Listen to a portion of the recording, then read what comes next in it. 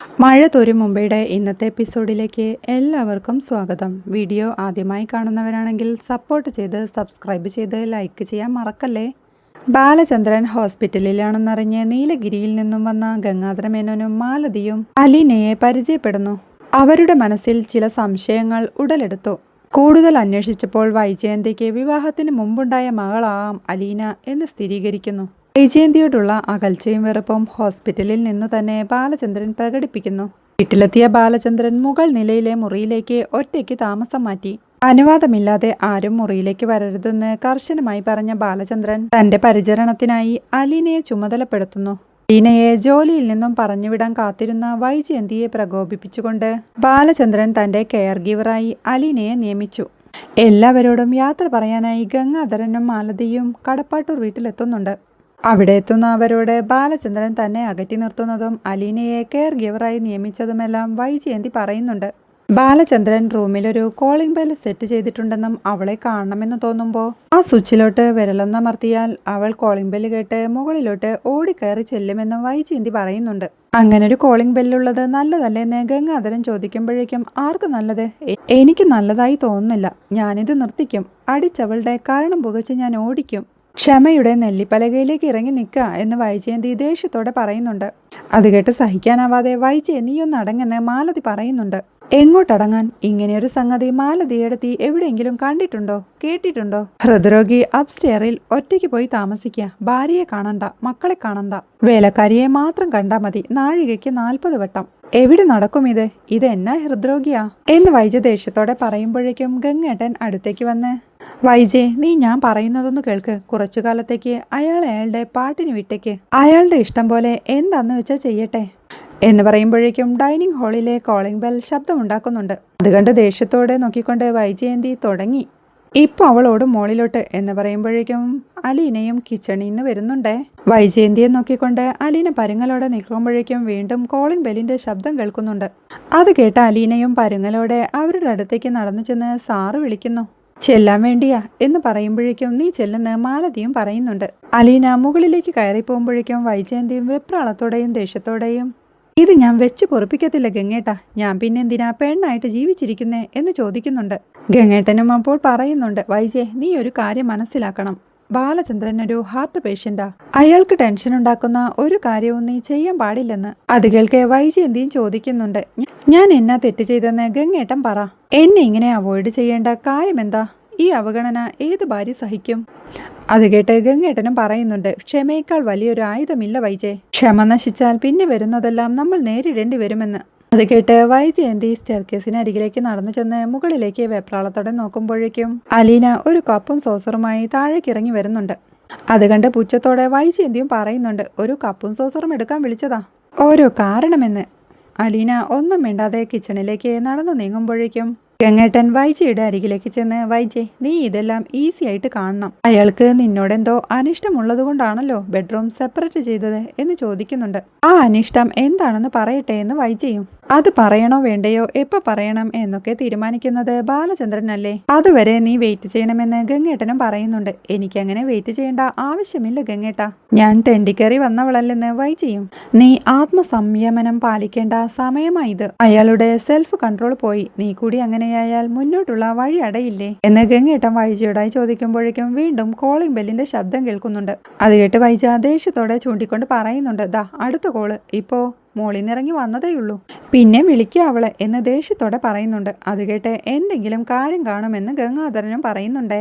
അതെന്ത് കാര്യമാണെന്ന് ഞാൻ അറിയണ്ടേ, ഞാൻ ചോദിക്കാം എന്ന് പറഞ്ഞുകൊണ്ട് വൈജയന്തി ദേഷ്യത്തോടെ സ്റ്റെപ്പ് കയറാനായി തുടങ്ങുന്നുണ്ട്. ഗംഗേട്ടൻ പുറകിൽ നിന്ന് വിളിച്ച് വൈജയ് നിക്കെന്ന് പറയുമ്പോഴേക്കും ഇല്ല ഗംഗേട്ട, ഈ തോന്നിവാസം ഞാൻ സമ്മതിച്ചു കൊടുക്കത്തില്ല എന്ന് തിരിഞ്ഞു നിന്ന് പറഞ്ഞുകൊണ്ട് വൈജയന്തി സ്റ്റെയർ കേസ് ഓടി കയറുന്നുണ്ടേ.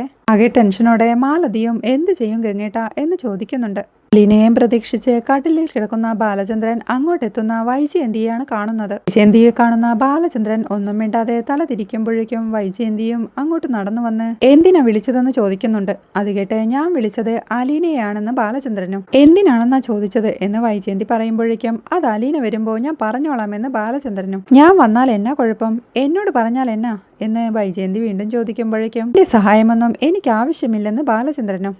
അലീനയുടെ സഹായം കൊണ്ടാണോ നിങ്ങൾ ഇത്ര കാലം ജീവിച്ചത് എന്ന് വൈജ ദേഷ്യത്തോടെ ചോദിക്കുമ്പോഴേക്കും എന്തായാലും നിന്റെ സഹായം കൊണ്ടല്ല എന്ന് ബാലചന്ദ്രനും ദേഷ്യത്തോടെ പറയുന്നുണ്ട്. ഞാൻ നിങ്ങൾക്ക് വെച്ചു വിളമ്പി തന്നിട്ടില്ലേ, നിങ്ങളുടെ കാര്യങ്ങൾ നോക്കി നടത്തിയിട്ടില്ലേ എന്ന് വൈജയന്തി ചോദിക്കുമ്പോൾ അതൊക്കെ നീ ഇല്ലെങ്കിലും നടക്കും. പൈസ കൊടുത്താൽ ആരും ചെയ്യും, പൈസ കൊടുത്താലും കിട്ടാത്ത ചില കാര്യങ്ങളുണ്ട്, അതെനിക്ക് കിട്ടിയിട്ടുമില്ലെന്ന് ബാലചന്ദ്രനും ദേഷ്യത്തോടെ പറയുന്നുണ്ടേ. അത് കേൾക്കെ വൈജയന്തിയും എന്തുകൊണ്ടാ ഈ വിരോധം, അതെനിക്കറിയണമെന്ന് ദേഷ്യത്തോടെ ഒച്ച വെക്കുന്നുണ്ട്. വൈജയന്തി, നീ താഴെയും ഞാൻ മോളിലുമാ, നമുക്ക് രണ്ടുപേർക്കുമിടയിൽ ഞാനൊരു ലക്ഷ്മണരേഖ വരച്ചു കഴിഞ്ഞു. നീ ആ വര കടന്ന് ഇങ്ങോട്ട് വരരുത്, ഞാൻ അങ്ങോട്ടും വരില്ല. കൂടുതലൊന്നും എനിക്ക് പറയാനില്ലെന്ന് ബാലചന്ദ്രൻ തീർത്ത് പറയുന്നുണ്ട്. അത് കേട്ട വൈജയന്തിയും ആകെ ദേഷ്യത്തോടെ ഞാൻ ആരാ, ഞാൻ ഈ വീട്ടിൽ നിൽക്കണ്ടേ, എൻ്റെ സ്ഥാനം എന്നതാ ഇവിടെ എന്ന് ചോദിക്കുന്നുണ്ട്. നീ ആരാണെന്നും അലീന ആരാണെന്നും നിങ്ങൾക്ക് രണ്ടുപേർക്കുമിടയിൽ ഞാൻ ആരാണെന്നും എനിക്ക് നന്നായിട്ടറിയാം. ചോദ്യങ്ങൾ ചോദിക്കേണ്ടത് നീയല്ല, ഞാനാ. ഞാൻ ചോദിക്കുമ്പോൾ ഉത്തരം പറഞ്ഞാൽ മാത്രം മതിയെന്ന് ബാലചന്ദ്രനും ഒച്ചയെഴുക്കുന്നുണ്ട്. ഞാൻ എന്ത് തെറ്റാ ചെയ്തതെന്ന് എനിക്കറിയണം. ഹോസ്പിറ്റലിൽ എന്നെ കാണണ്ട, വീട്ടിൽ വന്നതിന് ശേഷവും എന്നെ വേണ്ട. എന്തുകൊണ്ടാ എന്ന് വൈജയന്തി വീണ്ടും ദേഷ്യത്തോടെ ചോദിക്കുമ്പോഴേക്കും ബാലചന്ദ്രൻ കട്ടിലിൽ നിന്ന് എഴുന്നേറ്റിരുന്നുണ്ട് ആ കോളിംഗ് ബെല്ലിന്റെ സ്വിച്ചിൽ നിർത്താതെ വിരലമർത്തിക്കൊണ്ടിരിക്കുന്നുണ്ട്. ആ ശബ്ദം കേട്ട് അലീന കിച്ചണിൽ നിന്ന് ഇറങ്ങി വരുമ്പോഴേക്കും വൈജ കയറിപ്പോയി മോളിലോട്ടെന്ന് ഗംഗാധരമേനോനും പറയുന്നുണ്ട്. അത് കേട്ട് അമ്പരപ്പോടെ മുകളിലേക്ക് നോക്കിക്കൊണ്ട് ടെൻഷനോടെ അലീന നിൽക്കുമ്പോഴേക്കും നീ കൂടെ ചെല്ലുന്ന ഗംഗാധരമേനോനും പറയുന്നുണ്ട്. അത് കേട്ട് അലീന സ്റ്റെയർകേസ് കയറാൻ തുടങ്ങുമ്പോഴേക്കും വീണ്ടും കോളിംഗ് ബെല്ലിന്റെ ശബ്ദം കേൾക്കുന്നുണ്ട്. അത് കണ്ട് വൈജയന്തിയും ദേഷ്യത്തോടെ ഒച്ച വെക്കുന്നുണ്ട്. വിളിക്കേ, എല്ലാവരെയും വിളിച്ചു വരുത്തുന്നു. നാട്ടുകാരെ കൂടി വിളിച്ചു വരുത്തുന്ന വൈജയന്തി ഒച്ച എടുക്കുമ്പോഴേക്കും ബാലചന്ദ്രൻ വീണ്ടും ആ സ്വിച്ചിൽ വിരലമർത്തുന്നുണ്ടേ. ബാലചന്ദ്രനും ദേഷ്യത്തോടെ പോ എൻ്റെ മുറിന്ന്, ഗെറ്റ് ഔട്ട്, പോവാൻ പറഞ്ഞാ പോണം എന്ന് പറയുമ്പോഴേക്കും ഇല്ല, അങ്ങനെ പോവാൻ ഞാൻ ഉദ്ദേശിക്കുന്നില്ലെന്ന് വൈജയന്തിയും. ഈ ബഹളമെല്ലാം കേട്ടോണ്ട് അലീനയും മുകളിലേക്ക് ഓടി കയറി വരുന്നുണ്ടേ. എനിക്ക് രണ്ടിലൊന്നും അറിയണം എന്ന് വൈജയന്തി ദേഷ്യത്തോടെ പറയുമ്പോഴേക്കും ഇറങ്ങിപ്പോടി എൻ്റെ റൂമിൽ നിന്ന് ബാലചന്ദ്രൻ ദേഷ്യത്തോടെ പറയുന്നുണ്ടെങ്കിലും ഇല്ല, പോവില്ലെന്ന് പറഞ്ഞില്ലേ എന്ന് വൈജയന്തിയും. അത് കേട്ട് ബാലചന്ദ്രൻ ദേഷ്യത്തോടെ അവിടെ ഇരുന്ന ഗ്ലാസ് എടുത്ത് തറയിലേക്ക് എറിയുന്നുണ്ട്. ഇറങ്ങിപ്പോടി എൻ്റെ റൂമിൽ നിന്ന്, പോവാനല്ലേ പറഞ്ഞത് എന്ന് പറഞ്ഞുകൊണ്ട് ബാലചന്ദ്രൻ വീണ്ടും ഓരോ സാധനങ്ങളെടുത്ത് നിലത്തേക്ക് എറിയുന്നുണ്ടേ. അലീനയും അപ്പോഴേക്കും അവിടെ എത്തിയിരുന്നു. മുകളിലെ ബഹളം കേട്ട് കൃഷ്ണമോളും ബബിതയുമെല്ലാം ഓടിക്കയറി വരുന്നുണ്ട്. സാറേ, എന്താ ഇതെന്ന് അലീന ടെൻഷനോടെ ചോദിക്കുമ്പോഴേക്കും ഈ വാതിലിനുപുറം കടന്നു പോകരുതെന്ന് വൈജയെ ചൂണ്ടിക്കൊണ്ട് ബാലചന്ദ്രൻ പറയുന്നുണ്ട്. വീണ്ടും വീണ്ടും അദ്ദേഹം ഓരോ സാധനങ്ങൾ എടുത്തെറിയുമ്പോഴേക്കും രോഹിതും തന്റെ റൂമിൽ നിന്ന് ഇറങ്ങി വന്ന് നോക്കുന്നുണ്ടേ. ടെൻഷനോടെ സാറേ എന്താ ഈ കാണിക്കുന്നെന്ന് അലീന ചോദിക്കുമ്പോഴേക്കും ഇവളോട് പോവാൻ പറ എന്ന് ബാലചന്ദ്രനും. അലീന അമ്പരപ്പോടെ വൈജയന്തിയെ നോക്കുമ്പോഴേക്കും പോവാൻ പറഞ്ഞാ പോണം എന്ന് പറഞ്ഞ് ബാലചന്ദ്രനും ദേഷ്യത്തോടെ കട്ടിലിൽ നിന്ന് എഴുന്നേൽക്കുന്നുണ്ടേ. കൃഷ്ണമോളും ഓടി വന്ന് അച്ഛനെ പിടിച്ചോണ്ട് അച്ഛാ പ്ലീസ് അവിടെ ഇരിക്കേ എന്ന് പറയുമ്പോഴേക്കും അവളോട് പോവാൻ പറ എന്ന് ബാലചന്ദ്രനും. ആകെ ദേഷ്യത്തോടെയും കിതപ്പോടെയും ബാലചന്ദ്രൻ കട്ടിലേക്ക് ഇരുന്നുകൊണ്ട് ഇവളോട് പോവാൻ പറ എന്ന് പറയുമ്പോഴേക്കും അച്ഛനിപ്പോ ടെൻഷൻ അടിക്കാൻ പാടില്ല അച്ഛാ, അച്ഛൻ അവിടെ ഇരിക്കെന്ന് പറഞ്ഞ് കൃഷ്ണയും സമാധാനിപ്പിക്കുന്നുണ്ട്. അവളോട് പോവാൻ പറ എന്ന് ബാലചന്ദ്രൻ വീണ്ടും പറയുമ്പോഴേക്കും അച്ഛാ പ്ലീസ്, അച്ഛനിങ്ങനെ ദേഷ്യപ്പെടാൻ പാടില്ല, അച്ഛ വേണ്ട എന്നൊക്കെ പറഞ്ഞ് കൃഷ്ണയും ആശ്വസിപ്പിക്കുന്നുണ്ട്. ഇത് എപ്പോഴേക്കും അമ്മയുടെ അടുത്തേക്ക് വന്ന് അമ്മയുടെ കയ്യിൽ പിടിച്ചു വലിച്ചോണ്ട് അമ്മേ റൂമിൽ നിന്ന് ഇറങ്ങിക്കേ, ഇറങ്ങാൻ പറഞ്ഞാ ഇറങ്ങണം, അമ്മയ്ക്ക് എന്തെങ്കിലും ഒരു ബോധമുണ്ടോ, ഡോക്ടർ പറഞ്ഞു, മനുവേട്ടൻ പറഞ്ഞു, ഗംഗാധരൻ അങ്കിള് പറഞ്ഞു, അച്ഛനും പറഞ്ഞു ശല്യപ്പെടുത്തരുതെന്ന്. അമ്മ ആര് പറഞ്ഞാലും കേൾക്കത്തില്ലേ, ഇങ്ങോട്ട് ഇറങ്ങിയേ എന്ന് പറഞ്ഞുകൊണ്ട് ബബിത അവളെ പിടിച്ചു വലിച്ച് പുറത്തിറക്കുന്നുണ്ട്. റൂമിൽ നിന്ന് പുറത്തിറങ്ങിയ വൈജ അവളുടെ കൈ തട്ടി മാറ്റിക്കൊണ്ട് വിടടി എന്ന് അച്ചു വെക്കുന്നുണ്ടേ. പുറത്ത് ഈ ബഹളമെല്ലാം കേട്ടോണ്ട് രോഹിത്തും അവിടെ തന്നെ മാറി നിൽപ്പുണ്ട്. വൈജയന്തി ആകെ ദേഷ്യത്തോടെ നിൽക്കുമ്പോഴേക്കും അലീനയും ആകെ ടെൻഷനോടെ ബാലചന്ദ്രനെ തന്നെ നോക്കി നിൽപ്പുണ്ട്. ബാലചന്ദ്രനെ ആശ്വസിപ്പിച്ചോണ്ട് കൃഷ്ണമോളും അരികെ തന്നെയുണ്ട്. റൂമിന് പുറത്തു നിൽക്കുന്ന വൈജയന്തി തിരിഞ്ഞു നിന്ന് അലീനയെ ദേഷ്യത്തോടെ നോക്കിക്കൊണ്ട് ഇവിടെ വാടി എന്ന് പറയുമ്പോഴേക്കും അലീനയും അങ്ങോട്ട് ചെല്ലുന്നുണ്ടേ. അവളെ ഒരു നിമിഷം ദേഷ്യത്തോടെ നോക്കി നിന്നുകൊണ്ട് വൈജയന്തിയും അവളുടെ മുഖത്ത് ആഞ്ഞടിക്കുന്നുണ്ട്. പെട്ടെന്നുണ്ടായ ആ അടിയിൽ അലീനയും ആകെ അമ്പരപ്പോടെ തൻ്റെ കവിളത്ത് കൈവച്ചുകൊണ്ട് വൈജയന്തിയെ നോക്കുമ്പോഴേക്കും അത് കാണുന്ന ബാലചന്ദ്രനും ആകെ വെപ്രാളത്തോടെ എഴുന്നേൽക്കാൻ ശ്രമിക്കുന്നുണ്ട്. അത് കാണുന്ന കൃഷ്ണമോളും ടെൻഷനോടെ അച്ഛനെ അവിടെ പിടിച്ചിരുത്തുമ്പോഴേക്കും അലീനയുടെ നേരെ വിരൽ ചൂണ്ടിക്കൊണ്ട് വൈജയന്തി പറയുന്നുണ്ട്, ഇതെങ്കിലും നിനക്ക് തന്നില്ലെങ്കിലേ ഞാനേ വൈജയന്തി അല്ലെന്ന്. അതും പറഞ്ഞ് വൈജയന്തി ദേഷ്യത്തോടെ ബാലചന്ദ്രന് നേരെ നോക്കുമ്പോഴേക്കും അവള് എനിക്ക് തന്ന അടിയാത് എന്ന് ബാലചന്ദ്രനും ദേഷ്യത്തോടെ വിളിച്ചു പറയുന്നുണ്ട്. അലീന കണ്ണു നിറഞ്ഞ് തൻ്റെ അമ്മയെ നോക്കുമ്പോഴേക്കും രോഹിത്തും ഒരു പുച്ഛഭാവത്തിൽ ചിരിയോടെ അവളെ നോക്കിക്കൊണ്ട് നിൽപ്പുണ്ട്. ആ കാഴ്ച കാണുന്ന അലീനയും ആകെ തകർന്ന മട്ടിൽ നിൽക്കുമ്പോഴേക്കും ബാലചന്ദ്രനും ടെൻഷനോടെ വാ എന്ന് അവളെ കൈനീട്ടി വിളിക്കുന്നുണ്ട്. വാ, ഇങ്ങടുത്തു വാ എന്ന് ബാലചന്ദ്രൻ പറയുമ്പോഴേക്കും അലീനയും പതിയെ റൂമിലേക്ക് നടന്നു ചെല്ലുന്നുണ്ട്. മുകളിലെ ബഹളമെല്ലാം കേട്ടുകൊണ്ട് മാലതിയും സ്റ്റെയർ കേസിലേക്ക് ഓടിക്കയറുന്നുണ്ട്. സ്റ്റെയർ കേസിൽ നിന്നുകൊണ്ട് മാലതി നോക്കുമ്പോഴേക്കും മുകളിൽ ദേഷ്യത്തോടെ നിൽക്കുന്ന വൈജയന്തി അവൾ കാണുന്നുണ്ട്. അപ്പോഴേക്കും ബബിതയും ബാലചന്ദ്രന്റെ റൂമിൽ നിന്ന് അങ്ങോട്ട് ഇറങ്ങി വരുന്നുണ്ട്. വൈജയന്തി ദേഷ്യത്തോടെ താഴോട്ടിറങ്ങി വരുമ്പോഴേക്കും സ്റ്റെപ്പിൽ നിൽക്കുന്ന മാലതി ചോദിക്കുന്നുണ്ട്, എന്തായിരുന്നു വൈജയ് അവിടെ വലിയ ബഹളമെല്ലാം എന്ന്. വൈജ ഒന്നും മിണ്ടാതെ താഴേക്കിറങ്ങി വരുമ്പോഴേക്കും വൈജയെന്ന് വിളിച്ചുകൊണ്ട് മാലതിയും താഴോട്ടിറങ്ങി വരുന്നുണ്ടേ. സങ്കടത്തോടെ തന്റെ മുന്നിൽ നിൽക്കുന്ന അലീനയെ പിടിച്ച്, സാരമില്ല, നിന്നെയല്ല അവൾ അടിച്ചത് എന്ന് പറഞ്ഞ് അടി കിട്ടിയ അവളുടെ കവിളിൽ തലോടിക്കൊണ്ട് എന്നെയാണെന്ന് ബാലചന്ദ്രൻ സങ്കടത്തോടെ പറയുന്നുണ്ട്. ഈ അച്ഛന് വേണ്ടിയല്ലേ, സാരമില്ല എന്ന് ബാലചന്ദ്രൻ പറയുന്നത് കേട്ട് സഹിക്കാനാവാതെ അലീനയും സങ്കടത്തോടെ കരഞ്ഞുകൊണ്ട് അവിടെ നിന്നിറങ്ങി പോകുന്നുണ്ടേ.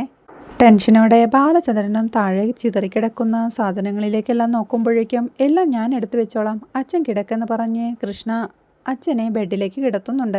അച്ഛനെ കിടത്തിക്കൊണ്ടവൾ നേരത്തെ ബാലചന്ദ്രൻ വൈജയുടെ നേരെ വലിച്ചെറിഞ്ഞ സാധനങ്ങളെല്ലാം അടുക്കി പെറുക്കി വെക്കുന്നുണ്ട്. അപ്പോഴേക്കും മുകളിൽ നിന്ന് രോഹിത്തും ബബിതയും കൂടി താഴോട്ടിറങ്ങുന്നുണ്ട്. താഴെ നിൽക്കുന്ന ഗംഗാധരനെയും മാലതിയെയും വകവയ്ക്കാതെ രോഹിത് പോകുമ്പോഴേക്കും ബബിതയോടായി മുകളിൽ എന്തായിരുന്നു ബഹളമെന്ന് ഗംഗാധരമേനോൻ ചോദിക്കുന്നുണ്ട്. അമ്മ അലീനയ്ക്കിട്ടൊരെണ്ണം കൊടുത്തു, ചെകിട്ടത്ത് തന്നെ എന്ന് പറഞ്ഞ് ബബിത പോകുമ്പോഴേക്കും അലീനയും മുകളിൽ നിന്ന് സ്റ്റെപ്പ് ഇറങ്ങി വരുന്നുണ്ട്. അവളെ കണ്ട ഗംഗാധരമേനോൻ വൈജ എന്തിനാ നിന്നെ അടിച്ചതെന്ന് ചോദിക്കുമ്പോഴേക്കും അവൾ ഒന്നും മിണ്ടാതെ സങ്കടത്തോടെ നിന്ന് കരഞ്ഞോണ്ട് അവിടുന്ന് പോകുന്നുണ്ടേ. അവൾ ഡൈനിങ് ടേബിളിനരികിൽ ചെന്ന് നിന്ന് കരഞ്ഞോണ്ട് നിൽക്കുമ്പോഴേക്കും കൃഷ്ണമോളും താഴോട്ടിറങ്ങി വരുന്നുണ്ട്. എന്തിനാ മോളെ അലീനയെ അടിച്ചതെന്ന് ഗംഗാധരൻ ചോദിക്കുമ്പോഴേക്കും അച്ഛൻ അമ്മയോട് റൂമിൽ കയറരുതെന്ന് പറഞ്ഞു. അമ്മയാ ദേഷ്യം അലീനേച്ചിയുടെ ചെകിട്ടത്ത് തീർത്തു എന്ന് കൃഷ്ണ പറയുമ്പോഴേക്കും അലീനയും വൈജയും തമ്മിൽ സംസാരം എന്തെങ്കിലും ഉണ്ടായോ എന്ന് ഗംഗാധരനും ചോദിക്കുന്നുണ്ട്. ഇല്ല, അമ്മ ചെന്ന് അച്ഛനോട് ചൂടായി. കയറരുതെന്ന് പറഞ്ഞിട്ടും അച്ഛന്റെ റൂമിൽ ചെന്ന് കയറി വഴക്കുണ്ടാക്കി എന്നവൾ പറയുന്നത് കേട്ട് ഗംഗാധരമേനോനും ഒരു നിമിഷം ആലോചനയോടെ നിന്ന് ദേഷ്യത്തോടെ വൈജയുടെ അടുത്തേക്ക് നടന്നു ചെല്ലുന്നുണ്ട്. വൈജയെ വിളിച്ചോണ്ട് വൈജെ ഇപ്പൊ ബാലചന്ദ്രനുമായി വഴക്കുണ്ടാക്കിയോ എന്ന് ചോദിക്കുന്നുണ്ട്. ഗംഗേട്ടൻ വിചാരിക്കുന്ന മാതിരിയല്ല ഇവിടുത്തെ കാര്യങ്ങള് എന്ന് പറഞ്ഞോണ്ട് വൈജ സോഫയിലേക്ക് ഇരിക്കുമ്പോഴേക്കും നിന്നോട് ഞാൻ എന്താ പറഞ്ഞിരുന്നത്, ബാലചന്ദ്രൻ ഒരു രോഗിയാണ്, ആ നിലയ്ക്ക് വേണം അയാളുടെ പെരുമാറ്റം വിലയിരുത്താൻ. ഡോക്ടറും നിന്നോട് അങ്ങനെയല്ലേ പറഞ്ഞത്, ബാലചന്ദ്രന് ടെൻഷനൊന്നും ഉണ്ടാക്കരുതെന്ന് എന്ന് ഗംഗേട്ടൻ ചോദിക്കുമ്പോഴേക്കും വൈജയന്തിയും സോഫയിൽ നിന്ന് ദേഷ്യത്തോടെ എണീറ്റുണ്ട്. അപ്പോ എന്റെ ടെൻഷനോ, അതിനൊരു വിലയുമില്ലെന്ന് ചോദിക്കുന്നുണ്ട്. നീയൊരു രോഗിയാണോ, നീ മരുന്ന് കഴിക്കുന്നുണ്ടോ, നിനക്ക് കുറച്ച് ടെൻഷൻ വന്നാൽ എന്താ കുഴപ്പമെന്ന് ഗംഗേട്ടനും ചോദിക്കുന്നുണ്ട്. അല്ല, ഗംഗേട്ടനൊന്ന് ആലോചിച്ച് നോക്കിയേ, ബാലചന്ദ്രൻ മുകളിലോട്ട് താമസം മാറ്റി എന്നെ തോൽപ്പിക്കാൻ, എന്നെ അവോയ്ഡ് ചെയ്യാൻ. പോട്ടെ, ഞാൻ അതങ്ങ് വിട്ടു എന്ന് വൈജ പറയുമ്പോഴേക്കും നിന്നോട് ഞാനല്ലേ പറഞ്ഞത് ബാലചന്ദ്രനെ പ്രകോപിതനാക്കരുതെന്ന്. എത്ര വട്ടം നിന്നോട് പറഞ്ഞു, നീ മുകളിലേക്ക് കയറിപ്പോയപ്പോ ഞാൻ ആവർത്തിച്ച് പറഞ്ഞു അരുതെന്ന് എന്ന് ഗംഗേട്ടൻ ചോദിക്കുമ്പോ എനിക്ക് എന്റെ വീട്ടിലെ ഏത് മുറിയിലേക്കും കയറിപ്പോകുന്നതിന് ഗംഗേട്ടന്റെ അനുവാദം വേണോ എന്ന് വൈജയന്തിയും ചോദിക്കുന്നുണ്ട്. നിന്നോട് വളരെ സീരിയസ് ആയിട്ടൊരു കാര്യം പറയുമ്പോൾ നിനക്കത് മനസ്സിലാവാത്തത് എന്തുകൊണ്ടാണെന്ന് ഗംഗേട്ടനും ചോദിക്കുന്നുണ്ട്. ാണെന്ന് പറഞ്ഞുള്ള അഭ്യാസമൊന്നും എന്റെ അടുത്ത് നടക്കത്തില്ല ഗംഗേട്ട.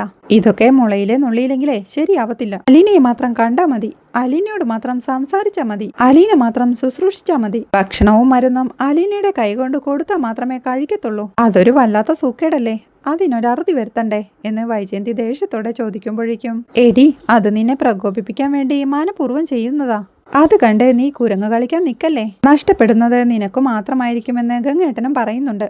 എനിക്കറിയാം ഗംഗേട്ട, ഈ പ്രായത്തിലും ചില ഇളക്കങ്ങളൊക്കെ ഉണ്ടാവും തൈക്കിളവന്മാർക്ക്, സ്വന്തം മകളാവാൻ പ്രായമുള്ള പെൺപിള്ളേരെ കാണുമ്പോൾ പ്രത്യേകിച്ചും. എനിക്കറിയാം പലതരം കഥകളെന്ന് വൈജയന്തിയും പറയുന്നുണ്ട്. അത് കേട്ട് അലീനയെ നിനക്ക് സംശയമുണ്ടോന്ന് ഗംഗേട്ടൻ ചോദിക്കുമ്പോഴേക്കും പുളിങ്കൊമ്പ് കൈയിൽ കിട്ടിയ ഏത് പെണ്ണും അതിൽ മുറുകെ പിടിക്കും, അക്കാര്യത്തിൽ ഒരു സംശയവും വേണ്ടെന്ന് വൈജയന്തിയും. ബാലചന്ദ്രനും അലീനയും തമ്മിൽ മോശമായ എന്തെങ്കിലും ബന്ധമുണ്ടെന്നാണോ നീ പറഞ്ഞു വരുന്നത് എന്നവർ സംസാരിക്കുന്നത് കേട്ട് കൃഷ്ണയും ബബിതയും രോഹിത്തുമെല്ലാം ആ സ്വീകരണമുറിയുടെ ഡോറിനരികെ വന്ന് നോക്കുന്നുണ്ട്. ഇപ്പൊ ഇല്ലായിരിക്കും, ഉണ്ടാവാൻ ഞാൻ സമ്മതിക്കത്തില്ല എന്ന് വൈജയന്തിയും ദേഷ്യത്തോടെ പറയുമ്പോഴേക്കും നീ സ്റ്റെയർ കേസ് കയറാൻ തുടങ്ങിയപ്പോഴേ ഞാൻ നിന്നെ വിലക്കിയതാ, കയറരുത് പോവരുതെന്ന്, നീ കേട്ടില്ല. മുകളിൽ ചെന്ന് ബാലചന്ദ്രനോട് ഏറ്റുമുട്ടി ഇല്ലാത്ത വഴക്കുണ്ടാക്കി. ഒരു കാര്യവുമില്ലാതെ നീ അലീനയുടെ ചെകിട്ടത്തടിച്ചു. അതിന്റെ പേരിൽ നീ റിഗ്രറ്റ് ചെയ്യുന്ന ഒരു ദിവസം എന്നെങ്കിലും വരാതിരിക്കില്ല. ഇപ്പോഴും ഞാൻ വളരെ സീരിയസ് ആയിട്ട് പറയുകയാ, നീ ബാലചന്ദ്രന്റെ അടുത്ത് വഴക്കിന് പോവരുത്. നിന്റെയും ഈ കുടുംബത്തിന്റെയും നന്മയ്ക്ക് വേണ്ടിയാ ഞാൻ ഈ പറയുന്നത്. ബാലചന്ദ്രന് ഇഷ്ടമില്ലാത്ത ആരും അപ്സ്റ്റെയറിലേക്ക് പോവണ്ട എന്ന് ഗംഗാധരമേനോൻ പറയുന്നത് കേട്ട് വൈജയന്തിയും ദേഷ്യത്തോടെ നോക്കിക്കൊണ്ട് ഞാൻ പോവും ഗംഗേട്ട, എന്നെ തടയണ്ട. ചോദിക്കാനുള്ളത് വൈജ ആരുടെ മുഖത്ത് നോക്കിയും ചോദിക്കും. പറയാനുള്ളത് പറയും. 10 ദിവസത്തിനകം ഞാൻ അവളെ ഈ വീട്ടിൽ നിന്ന് ആട്ടി ഓടിക്കും. അത് കേട്ട് ഗംഗാധരമേനോനും അവളുടെ നേരെ വിരൽ ചൂണ്ടിക്കൊണ്ട് വൈജെ ആവശ്യമില്ലാതെ നീ എന്ന് പറയുമ്പോഴേക്കും വൈജ അത് തടഞ്ഞുകൊണ്ട് എൻ്റെ ഭർത്താവിനെ അവിഹിത ബന്ധത്തിന് വഴിയൊരുക്കി കൊടുത്തിട്ട് അത് കണ്ട് രസിക്കാനും മാത്രം അത് പതിച്ചിട്ടില്ല ഞാൻ. ഇതിന് കൂട്ടുനിൽക്കാൻ ഗംഗേട്ടന് നാണമില്ലേ എന്നവൾ ചോദിക്കുമ്പോഴേക്കും ഗംഗേട്ടനും അവളുടെ ചെകിടത്തൊന്ന് കൊടുക്കുന്നുണ്ടേ. അടി കിട്ടിയ വൈജയന്തി അമ്പരപ്പോടെ ഗംഗേട്ടനെ നോക്കുന്നിടത്താണ് ഇന്നത്തെ എപ്പിസോഡ് അവസാനിക്കുന്നത്. വീഡിയോ ഇഷ്ടമായാൽ സപ്പോർട്ട് ചെയ്ത് സബ്സ്ക്രൈബ് ചെയ്ത് ലൈക്ക് ചെയ്യാൻ മറക്കല്ലേ.